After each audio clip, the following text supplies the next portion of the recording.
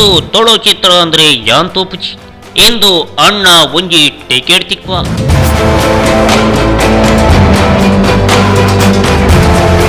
ತೊಳೋ cinema ಅನ್ನೋ ಹೆಸರು ಕೇಳ್ತಿದ್ದಂತೆ ಮನೆಗೆ ಹೋಗಿ ಬಾಗಿಲು ಹಾಕೊಂಡು ಮಲಗ್ತಾ ಇದ್ದ ಕಾಲಘಟ್ಟದಲ್ಲಿ ಎಲ್ಲರನ್ನು ಎಬ್ಬಿಸಿ ಚಿತ್ರಮಂದಿರದತ್ತ ಮುಗಿಬಿದ್ದು ಹೋಗುವಂತೆ ಮಾಡೋದು ಸುಲಭದ ಮಾತಲ್ಲ ಬಿಡಿ. ಒಂದಿಷ್ಟು ತುಳು ಚಿತ್ರಗಳ ಲೋಪದೋಷದಿಂದಾಗಿ ಒಂದಿಷ್ಟು ಚಿತ್ರಗಳು ಚೆನ್ನಾಗಿದ್ರು ಪ್ರೇಕ್ಷಕ ಮಾತ್ರ ಚಿತ್ರಮಂದಿರಗಳಿಗೆ ಹೋಗದೆ ಬೆರಳೆಣಿಕೆಯ ಚಿತ್ರಗಳನ್ನು ಹೊರತುಪಡಿಸಿ ಬ್ಯಾಕ್ ಟು ಬ್ಯಾಕ್ ತುಳು ಚಿತ್ರಗಳು ಸೋತು ಸುಣ್ಣವಾಗಿದ್ದವು. ತುಳು ಪಿಕ್ಚರ ಯಾಂತೂಪುಜಿ ಎನ್ನೋ ಕಾಲಘಟ್ಟದಲ್ಲಿ ಕೋಸ್ಟಲ್ ವುಡ್ಗೆ ಆಶಾ ಕಿರಣವಾಗಿದ್ದು ಗಿರಿಗಿಟ್.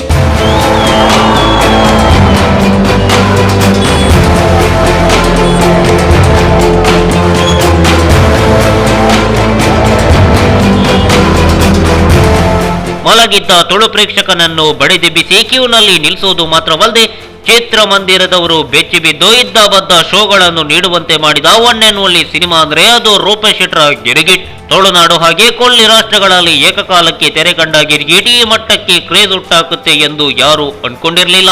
ಅಷ್ಟೇ ಯಾಕೆ ಚಿತ್ರಮಂದಿರದ ಮಾಲೀಕರು ಕೂಡ 10ರಲ್ಲಿ 11 ಅಂತ ಅನ್ಕೊಂಡಿದ್ರು. ಆದ್ರೆ ಪ್ರಸ್ತುತ ಗಿರಿಗಿಟ್ನ ತಿರುಗೋ ವೇಗಕ್ಕೆ ಎಲ್ಲರೂ ಮೂರ್ಛೆ ಹೋಗಿದ್ದಾರೆ.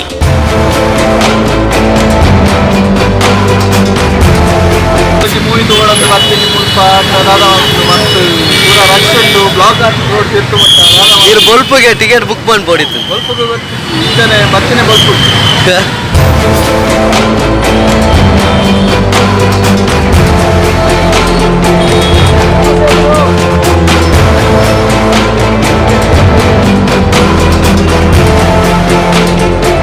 ಗಿರಿಗಿಟ್ನ ತಿರುಗಾಟಕ್ಕೆ ಶರಣಾದ ಸಾಹೋ.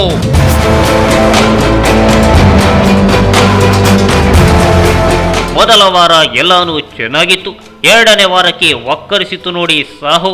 ಮೊದಲ ವಾರದಲ್ಲಿ 11, 12 ಶೋಗಳನ್ನು ನೀಡಿದ ಮಲ್ಟಿಪ್ಲೆಕ್ಸ್ಗಳು ಸಾಹೋ ಬತ್ತೆಂದು ಎರಡನೇ ವಾರಕ್ಕೆ ಗಿರಿಗಿಟ್ ಚಿತ್ರದ ಶೋಗಳಿಗೆ ಕತ್ತರಿ ಹಾಕಿದ್ರು. ಆದ್ರೆ ನಮ್ ತುಳುವರು ಸುಮ್ನಿರ್ಬೇಕಲ್ವಾ? ನಮ್ಮ ಶೆಟ್ರನ ಪಿಕ್ಚರ್ ಅಂತ ಅಜ್ಜ ಜಯಂತಿ ಮಕ್ಕಳು ಅಂತ ಇಡೀ ಕುಟುಂಬದವರನ್ನೇ ಚಿತ್ರಮಂದಿರಕ್ಕೆ ಕರ್ಕೊಂಡು ಹೋಗಿ ಮಾಲೀಕರನ್ನೇ ದಿಗ್ಭ್ರಮೆಗೊಳಿಸಿದ್ರು. ಇತ್ತ ಸಾಹೋಗೆ ರೆಡ್ ಕಾರ್ಪೆಟ್ ಹಾಕಿದ್ರೆ ಸಾಹೋವನ್ನು ನಾಯಿನೂ ಮೂಸಿ ನೋಡಿಲ್ಲ. ಹೀಗಾಗಿ ಸಾಹೋವನ್ನು ಕಿಕ್ಔಟ್ ಮಾಡಿ 2 ದಿನಕ್ಕೆ ಮತ್ತೆ ಗಿರ್ಗಿಟ್ಗೆ ಮಣೆ ಹಾಕಿದ್ರು. ಆರಂಭದಲ್ಲಿ 11, 12 ಶೋಗಳನ್ನು ಕೊಟ್ಟ ಮಲ್ಟಿಪ್ಲೆಕ್ಸ್ಗಳು ಎರಡನೇ ವಾರಕ್ಕೆ 13, 14 ಶೋಗಳನ್ನು ಗಿರ್ಗಿಟ್ಗೆ ನೀಡಿದ್ರು. ಆದ್ರೂ ಗಿರ್ಗಿಟ್ನ ಅಬ್ಬರ ಮಾತ್ರ ಕಮ್ಮಿಯಾಗದೆ ಹೌಸ್ಫುಲ್ ಪ್ರದರ್ಶನ ಕಾಣ್ತಿದೆ.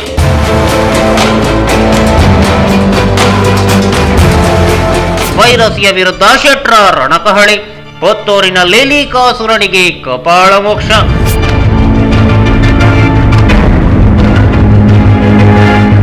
ಬಿಡುಗಡೆಗೂ ಮುನ್ನವೇ ಗಿರಿಗಿಟ್ಗೆ ವೈರಸಿಯ ಕಾಟ ಎದುರಾಗಿತ್ತು. ಇದರಿಂದ ಕಂಗೆಟ್ಟ ಶೆಟ್ರು ಒಂದು ಲೈವಿಗೆ ಬಂದು ಖಡಕ್ ವಾರ್ನಿಂಗ್ ಕೂಡ ಮಾಡಿದ್ರು. ಆದ್ರೆ ನಮ್ಮವರು ರಿಲೀಸ್ ಬಳಿಕ ಏನು ತೊಂದರೆ ಕೊಡಲ್ಲ ಅಂತಿದ್ದ ಶೆಟ್ರಿಗೆ ಈ ವೈರಸಿಯ ಭೂತ ಮಾತ್ರ ಬೆನ್ನು ಬಿಟ್ಟಿಲ್ಲ.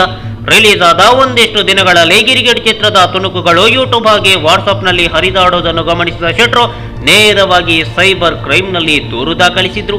ಒಂದಿಷ್ಟು ಮಂದಿಯನ್ನು ಸೈಬರ್ ಕ್ರೈಮ್ ನವರು ವಾರ್ನ್ ಮಾಡಿ ಬಿಟ್ಟು ಕಳಿಸಿದ್ರು. ಈ ಮಧ್ಯೆ ಪುತ್ತೂರಿನ ಅರುಣ ಚಿತ್ರಮಂದಿರದಲ್ಲಿ ವಿದ್ಯಾರ್ಥಿಯೊಬ್ಬ ಗಿರಿಗಿಟ್ ಚಿತ್ರವನ್ನು 20 ನಿಮಿಷ ಚಿತ್ರೀಕರಣ ಮಾಡಿದ್ದಾನೆ.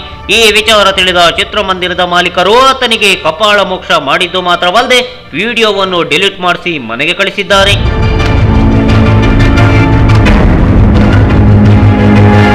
ಗಿರಿಗಿಟ್ಗೆ ರೆಡ್ ಕಾರ್ಪೆಟ್ ಹಾಸಿದ ಮಣಿಪಾಲದ ಮಲ್ಟಿಸ್ಕ್ರೀನ್ಗಳು.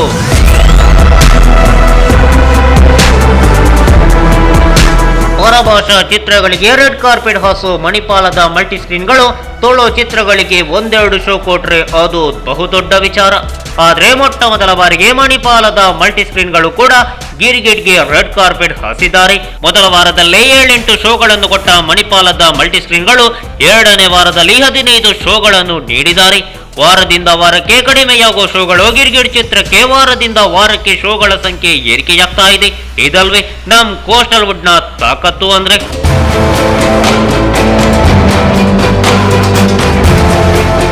ಒಂದೇ ವಾರದಲ್ಲಿ 1 ಕೋಟಿ ಕ್ಲಬ್ ಸೇರಿದ ಮೊಟ್ಟ ಮೊದಲ ತುಳು ಚಿತ್ರ.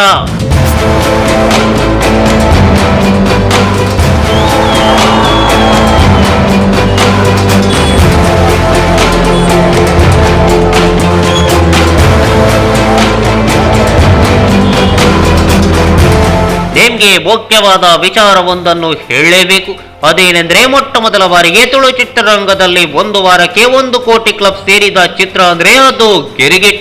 ತುಳುನಾಡು ಹಾಗೆ ಕೊಲ್ಲಿ ರಾಷ್ಟ್ರಗಳಲ್ಲಿ ಏಕಕಾಲಕ್ಕೆ ತೆರೆ ಕಂಡ ಗಿರಿಗಿಟ್ ಮೊದಲ ವಾರದಲ್ಲಿ 1,24,00,000 ಗಳಿಕೆಯಾಗಿ ಬಾಕ್ಸ್ ಆಫೀಸ್ ಅನ್ನು ಚಿಂದಿ ಉಡಾಯಿಸಿದೆ. ಈ ಮೂಲಕ ಕೋಸ್ಟಲ್ ವುಡ್ ನಲ್ಲಿ ಹೊಸ ದಾಖಲೆ ನಿರ್ಮಿಸಿದೆ.